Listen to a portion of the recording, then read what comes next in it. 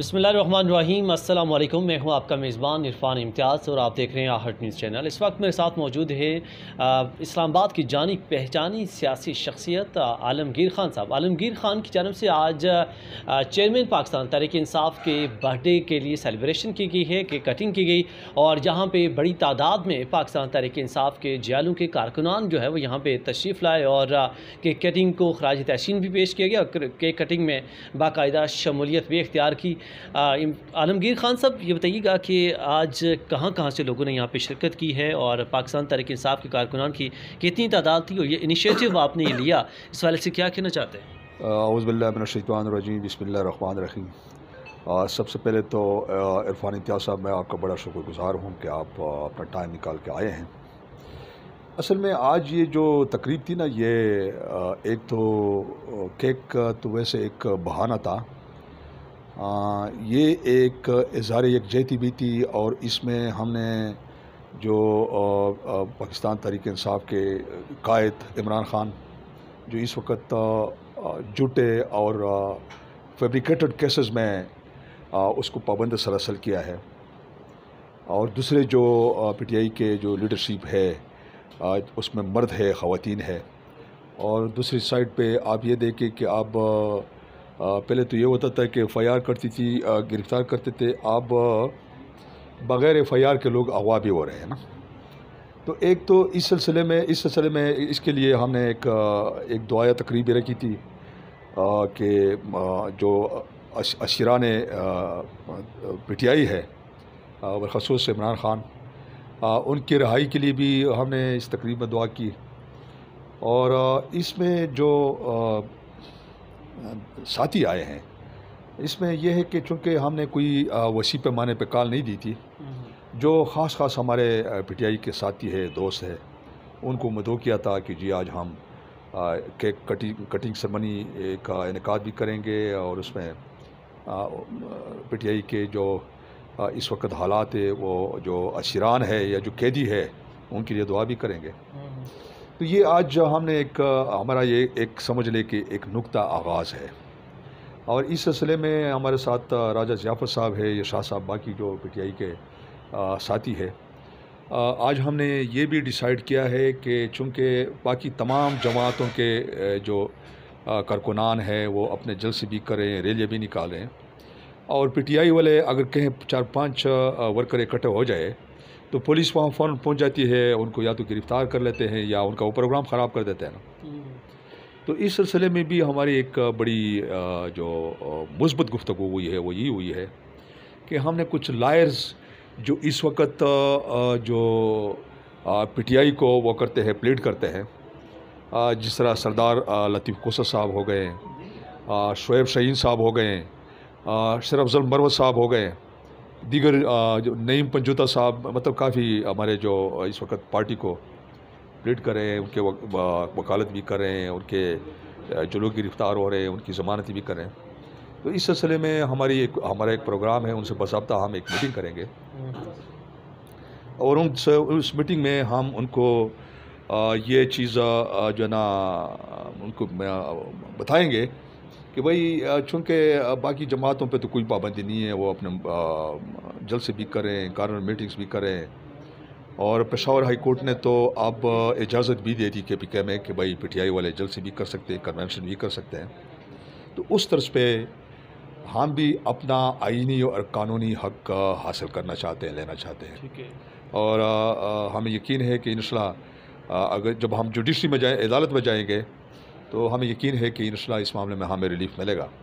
तो ये इस सिलसिले की कड़ी थी जो आज हम इकट्ठे हुए हैं। ठीक है। आलमगीर खान साहब, ये बताइएगा कि गुज़श्ता रोज़ सदाकत लिबासी ने भी पाकिस्तान तहरीक इंसाफ को जो है खैराबाद कह दिया है इन हालात में कि जब आप इलेक्शंस का जो कैंपेन्स दीगर पार्टियों की जानब से भी शुरू कर दी गई हुई है, और इस्लामाबाद के अंदर अगर देखा जाए या ओवरऑल पाकिस्तान के अंदर देखा जाए तो पाकिस्तान तहरीक इंसाफ की जो एक्टिविटीज़ हैं, जो सरगर्मी है, उस हद तक जो है ना वो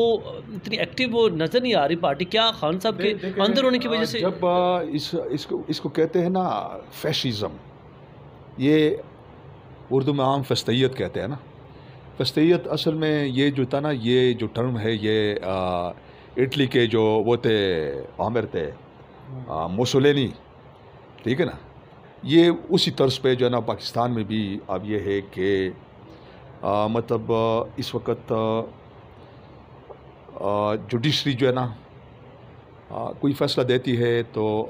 کوئی بندہ رہا بھی نہیں ہوتا ہے، اگر رہا ہو جاتا ہے تو باہر سے فوراً اس کو گرفتار کر لیتے ہیں۔ اور دوسری جو فیصلیت کی جو بالکل آخری جو انتہا ہے،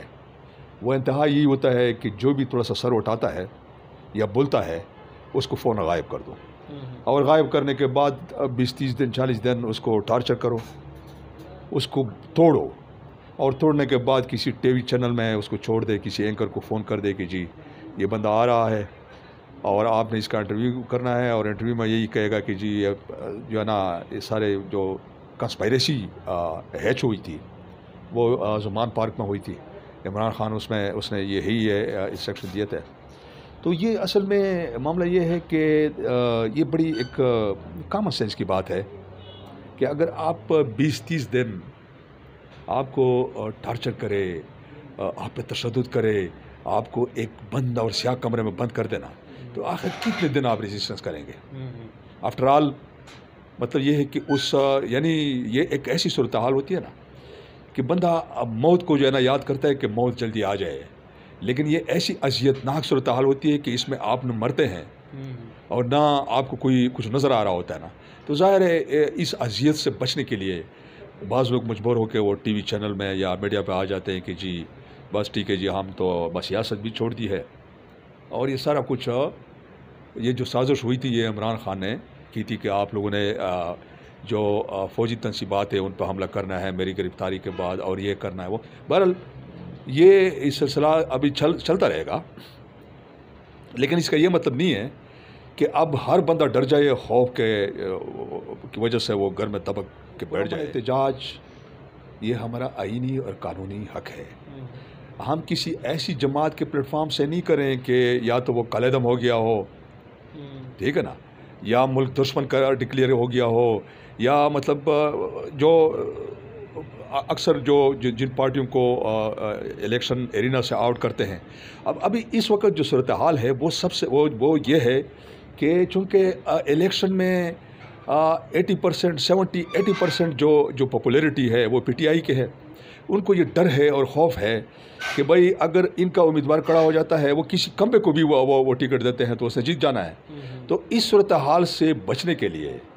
وہ ان کی حد الوسع کوشش یہ ہے کہ پی ٹی آئی کو کسی نہ کسی طریقے سے اس کو دیوار کے ساتھ لگایا جائے، تاکہ باقی لوگوں کو جو وہ لیول پلینگ فیلڈ کی باتیں کرتے ہیں نا، وہ یہی تو باتیں کرے کہ ہمیں اس پارٹی کو مائنس کر کے ہمیں لیول پلینگ فیلڈ پرووائڈ کیا جائے نا۔ تو میرے خیال میں ایسے میں کسی جماعت کو اس طرح مین پولیٹیکل سٹریم سے نکالنا کہ جس پارٹی کی مقبولیت اور جس کی لیڈرشپ کے ساتھ 70-80% لوگ ہو،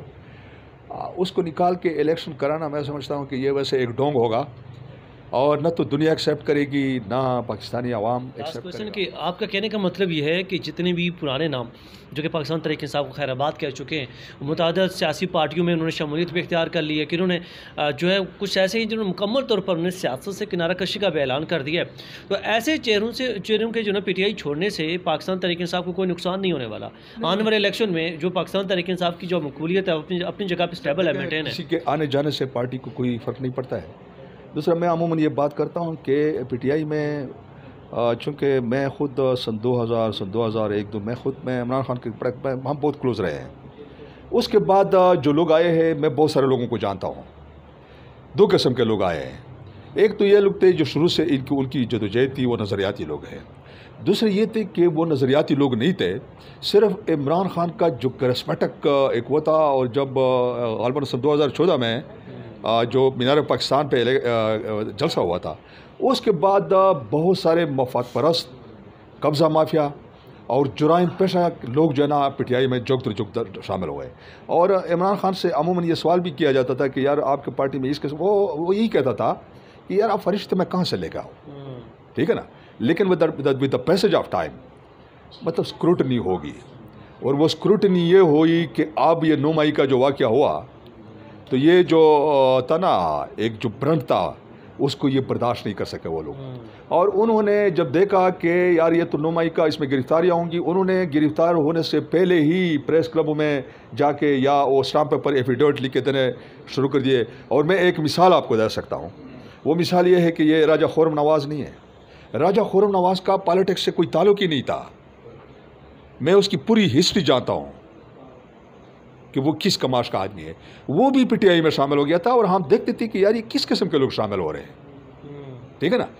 معاملہ یہ. لیکن آپ نے دیکھا کہ جیسے برا ٹائم آیا نا وہ سب سے آگے تھے. میرا کہنے کا مقصد یہ ہے کہ جو نظریاتی لوگ ہوتے ہیں نا وہ کبھی پھر ان چیزوں کو نہیں دیکھتے ہیں.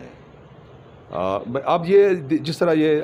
ایک تو میں آپ بتاؤں کہ عمران خان کا جو ایک پرامن جدوجہد تھا نا یہ 25-26 سال،